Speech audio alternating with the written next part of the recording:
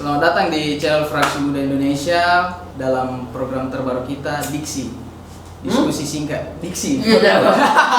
Mantap tuh ya, diskusi singkat. Berapa menit? Diskusi singkat tergantung dari Oke. Bersama saya di Putra Kurniawan. Nah, kali ini di samping saya ini sudah ada Pak Ketua Fraksi Muda Indonesia, organisasi kepemudaan yang concern di pendidikan politik. Nah, kali ini kita akan membahas terkait artikel yang ditulis oleh Pak Ketua sendiri yang dimuat oleh Kanius berjudul Pilkada Serentak di Masa Pandemi, Masa Membludak, Kandidat Berikan Peluang Kematian Massal. Nah, kenapa dia sampai menuliskan hal itu? Langsung saja kita tanya-tanya. Apa yang terjadi sehingga Anda menuliskan opini tersebut? Keresahan. Oke. Iya. Keresahan tentang Tentang itu yang ada di dalam tulisan. ya, bahwa ada masa yang membludak. Oke. Dalam Ada pilkada. peluang. Iya. Ada peluang yang kemudian berkerumunnya masa itu menimbulkan potensi kematian massal. Iya. Contohnya Di tengah masa pandemi. Iya, contohnya misalnya Iya. berkumpul 100 orang. Dan Ada itu yang- terjadi. Jadi ya contoh kan. Oh iya, contoh. Berkumpul 100 orang. Iya. Ada yang positif 2 atau 3 orang. Iya. Saling bersalaman apa bersentuhan, Oke. berinteraksi dan lain sebagainya. Kemudian Kemudian semua positif. iya, Ini kan Tentunya menimbulkan potensi berbahaya kan? berbahaya. Iya. Jadi, tapi apakah itu terjadi sehingga Anda tuliskan atau memang mungkin tidak terjadi? Terjadi, terbukti Terjadi. sudah ada 52 kepala daerah bakal calon kepala daerah dari Iya. 270 Iya. daerah yang mau melakukan pilkada. Oke. 52 ini sudah ditegur karena itu tadi mengumpulkan massa. Oke. Dan dari 52 itu sekarang daftar baru saya lihat sudah ada 37 bakal calon ini yang positif. Wah, Iya. katanya bisa jadi dia ada klaster baru. Nah itulah kemudian beberapa elemen penting sekarang saat ini seperti TNI, Polri, Oke. kemudian membuat gerakan-gerakan untuk mencegah itu. Tetapi Iya. menurut saya itu adalah kegiatan-kegiatan yang sifatnya seremonial, Iya. tidak tepat, Tidak benar-benar. sasaran. Iya, tidak, artinya apa ya?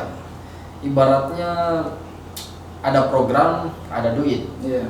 Tapi tidak signifikan mengurangi Betul. pengumpulan massa itu. Iya, tidak. Nah ini yang saya lihat yang berperan penting di sini itu kandidatnya sendiri. Oke, Nah, makanya ada yang sangat tulisan disayangkan sebenarnya adalah penyelenggaranya KPU Iya. dan Bawaslu yang diberikan kewenangan oleh negara melalui Oke. kebijakan untuk mengevaluasi itu semua. Tetapi apa yang kita lihat? Jadi- Justru saya kemarin pernah mendengar ada desas-desus Oke. yang mengatakan bahwa bagaimana kalau kandidat datang Iya. dengan timnya, tim administratifnya untuk mendaftar, tetapi ada pendukungnya yang tetap mau datang walau Iya. tidak diundang, itu Iya. bagaimana? Ada cerita saya dengar, wah KPU tidak bisa berbuat apa-apa Iya. kalau itu keinginan masyarakat sendiri tuh. Atau mungkin karena memang tidak ada regulasinya. Ada, cuman ini kan yang sangat disayangkan, kenapa seorang penyelenggara kemudian mengatakan hal yang seperti itu. Iya. Tapi ini kan cerita-cerita sebenarnya, Hmm. tetapi ini sebenarnya menurut saya gambaran terkait apa yang terjadi di saat situasi seperti ini. Jadi apa harapan Anda untuk kegiatan pengumpulan massa itu? Harapan saya ya sebenarnya kalau saya melihat disinilah kita hadir untuk mengedukasi. Iya. Mengedukasi dalam hal apa? Mengedukasi dalam hal pendidikan politik. Kenapa itu penting? Karena ketika kandidat mampu mengedukasi pendukungnya untuk tidak berkerumun berkumpul, maka disitulah sebenarnya titik kemenangan yang kita raih. Sebelum masa hari H di Oke. pilkada nanti. Sebelum terjadi Iya, kematian betul. massa. Iya, Iya, tapi tapi- ini apa ya? Jangankan orang berkumpul sebenarnya. Oke. Orang istilahnya tidak pakai masker misalnya, kayak kita ini kan. Iya. Tapi kan ini cuman kita Iya. berdua toh. Oke, Nggak apa-apa. karena tidak ada regulasi juga kan? Iya sebenarnya ada beberapa regulasi. Atau mungkin memang karena tidak ada efek jerah. Nah itu yang perlu sebenarnya. Bagaimana kemudian pemerintah atau penyelenggara, pembuat kebijakan itu membuat skema yang sesuai Iya. agar masyarakat, baik kandidat ataupun pendukungnya Iya. itu betul-betul mentaati aturan itu. Bahkan mungkin bisa sampai diskualifikasi kan? Bisa saja. Kalau saya sih secara pribadi ya seharusnya kandidat yang sengaja dengan sengaja ya, Atau mungkin bahkan Mengumpulkan. tidak menghalangi, tidak melakukan apa-apa, artinya mereka membiarkan. iya itu harus Iya, didiskualifikasi oleh penyelenggara. Jadi Kalau kalau saya ulang-ulang ditegur, tidak ada juga Betul. efek jerah, tidak ada Iya. ketakutan bahwa sana tidak didiskualifikasi, Hmm. tidak ada juga kan? Nah, maka dari itu bagaimana tanggapan teman-teman sekalian? Silakan nanti komen di channel ini, di komen di bawah bagaimana tanggapan kalian tentang pilkada ini. Selesai nih? Selesai nih. Saya padahal saya masih mau bicara. Apa? Silakan. Oh, jangan nanya. Iya. Makanya namanya diksi pakai diksi. Kita diskusikan saja. Singkat ya. Iya. Oh, Jadi ini semacam deskripsi. men-trigger teman-teman. Oh iya. Silakan nanti teman-teman komen tambahkan. Tapi ada tambahan. Iya, Yang kalau saya lain-lain. sih melihat Hmm. dari tulisan saya, silahkan mungkin dilihat, dibaca ya, sendiri sudah tersebar di mana-mana. Oke.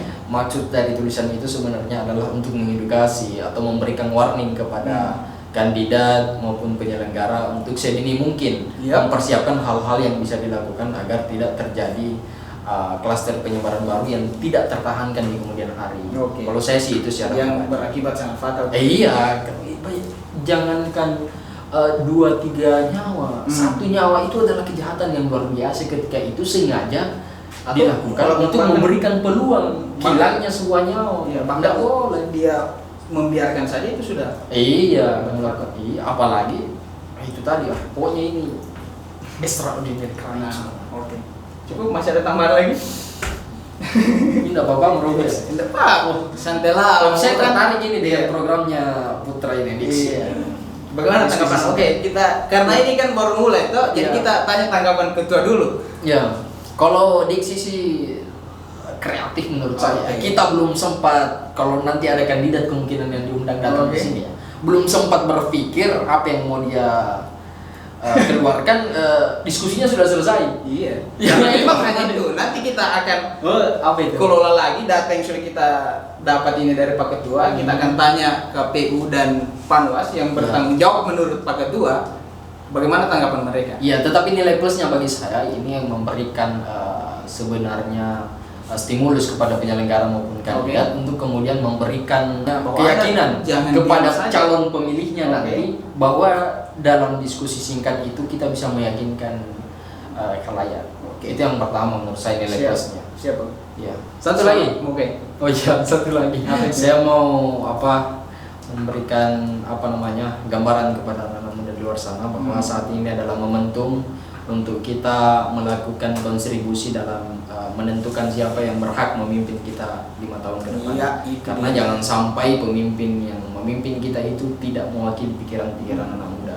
Itu yang akan menjadi kecelakaan yang luar biasa. Oke, nah pertanyaan, kalau tidak ada dari 4 Saya kira sudah mau ditutup. kan di Makassar ini. Iya, nanti dia saja. Kalau tidak ada dari 4 kandidat ini kemudian yang mereka rasa memenuhi pikiran mereka, harusnya threshold dihapuskan. Iya, seharusnya. Makanya sebenarnya saya sangat sepakat dengan apa yang dilakukan oleh Rizal Ramli dan Refli Harun yang kemudian ingin menghapuskan threshold itu, karena ini sebenarnya membatasi kreativitas seseorang untuk mencalonkan dirinya. Oligarki politik. Nah, menarik juga itu oligarki politik sebenarnya, karena menurut saya oligarki ini tidak dapat dihapuskan di Indonesia. Yang perlu kita lakukan adalah bagaimana meminimalisir kekuatan oligarki ini dengan kekuatan yang baru, dan kekuatan alternatif yang menurut saya bisa kita lakukan adalah kekuatan anak muda. Karena 40% pemilih nanti ini di pilkada serentak itu adalah anak muda, dan kita ketika mampu Gerakan baru. buat gerakan baru serta solid, kitalah yang akan menentukan siapa pemimpin kita. Oke, Makanya jadi anak anak muda muda- sebenarnya ya jangan selalu dikesampingkan, karena kan Speak up, lakukan perubahan dengan mungkin bergabung dengan kita di Fraksi Muda Indonesia. Terima kasih para teman-teman. Jangan lupa komentar di bawah ini apa tanggapan kalian. Dukung terus Fraksi Muda Indonesia dengan cara subscribe, beli merchandise kita, Melek Politik. saya mana bajuku? Karena kita yang Pak Ketua.